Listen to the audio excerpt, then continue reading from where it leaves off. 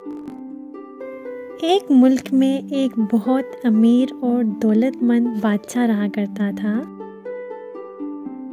बादशाह के पास बहुत ज़्यादा दौलत थी। इसके बावजूद बादशाह बहुत लालची था और वो इससे भी ज़्यादा दौलतमंद होना चाहता था। बादशाह दिन रात मज़ीद अमीर और दौलतमंद होने के तरीके ढूंढता रहता था। एक दिन बादशाह ने देखा कि एक बूढ़ा आदमी महल के बाग में टहल रहा है। बादशाह ने अपने चंद नौकरों को बेचकर उस बूढ़े आदमी को अपने महल में बुलवाया। बूढ़ा आदमी जब महल में दाखिल हुआ तो वहाँ पे एक जादूगर नमूदार हुआ, जिसने अपने सर पर एक ताज पहना हुआ था। वो जादूगर बूढ़े आदमी का इंतजार कर रहा था। बूढ़े आदमी ने बादशाह को बताया कि ये एक जादूगर है और ये जादूगर बादशाह की हर ख्वाहिश को पूरा कर सकता है। इसलिए बादशाह को जो भी अपनी ख्वाहिश पूरी करवानी है वो इस जादूगर की मदद से अपनी वो ख्वाहिश पूरी कर सकता है। जादूगर ने बादशाह से कहा कि ये बूढ़ा आदमी मेरा बहुत अच्छा दोस्त है। चूँकि तुमने मेरे दोस्त का बहुत ख्याल रखा और इसके साथ बहुत मेहरबान रहे, इसलिए मैं इसके बदले में तुम्हारी हर ख्वाहिश पूरी करूँगा। तो बोलो, तुम्हारी क्या ख्वाहिश है? तुम क्या चाहते हो?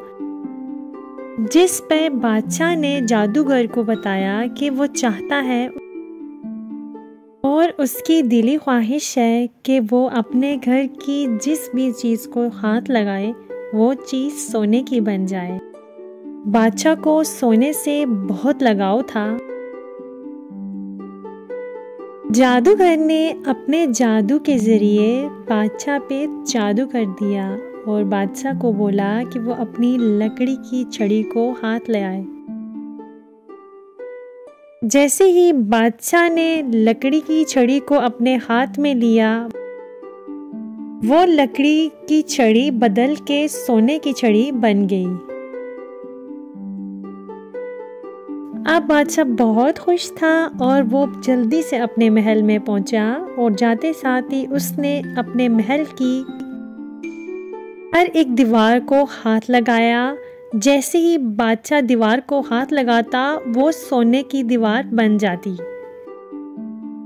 तो बादशाह ने तमाम महल को हाथ लगाया और एक एक करके पूरे का पूरा महल सोने का महल बन गया। अब बादशाह दुनिया का अमीर तरीन बादशाह बन चुका था। उसके पास एक सोने का महल था। अब खाने का वक्त था और बादशाह को बहुत ज़्यादा भूख लगी थी। बादशाह ने जैसे ही खाने को हाथ लगाया, बादशाह का सारा खाना सोने में तब्दील हो गया।